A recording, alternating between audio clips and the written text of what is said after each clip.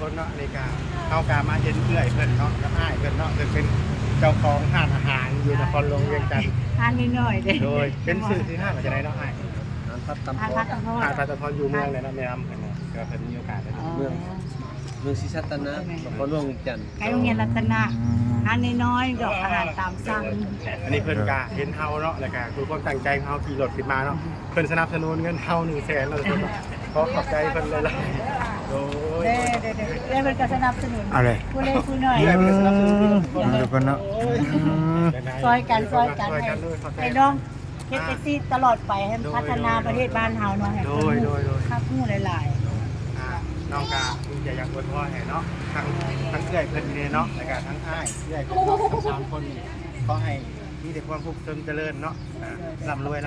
งินทองไหลมาเทมาเนาะ ๆคันรวยสินำไปสนับสนุนตลอดเลย โดย บ้านเขาเท่าเด้อสวรรค์เขต โดยขอบใจบอก ท่านปลอดภัยเลยน้องเด้อ โดยอ๋อทุกคน ไปต่อ